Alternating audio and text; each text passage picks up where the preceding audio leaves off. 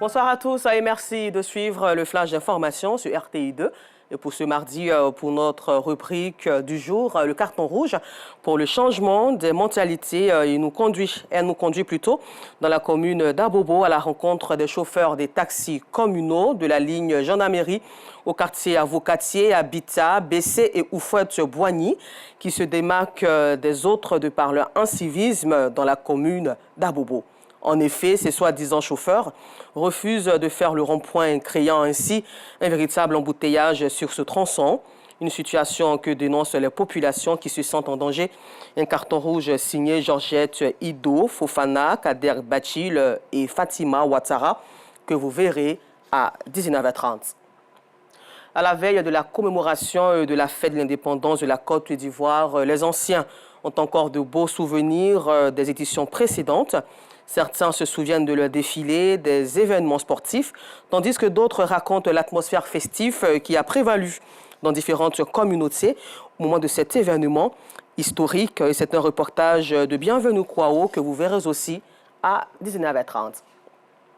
Et toujours dans cette même atmosphère, située à 40 km du district autonome d'Abidjan, la ville de Grand-Bassam, riche aussi bien historiquement que culturellement, accueille demain, mercredi 7 août, le défilé du corps militaire pour la célébration de l'indépendance de la Côte d'Ivoire, l'an 64.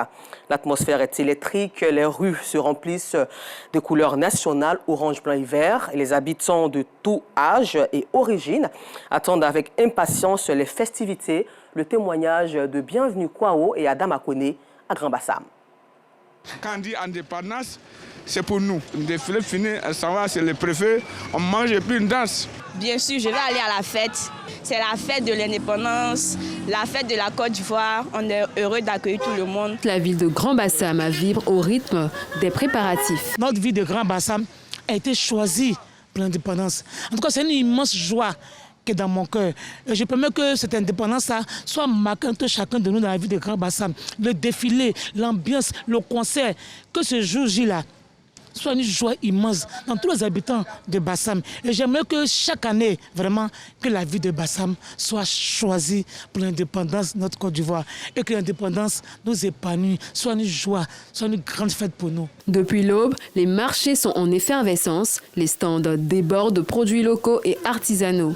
Il y a des dépendants, on se prépare pour la fête.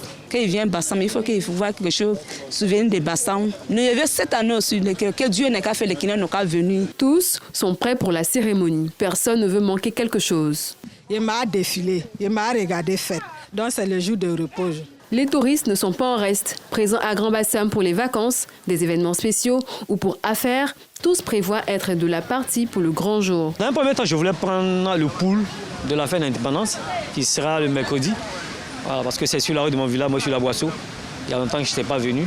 Et une deuxième chose aussi, je voulais me détendre et puis profiter pour rencontrer donc, des personnes avec qui j'ai des collaborations. Quand on veut faire la fête, on vient à Bassam.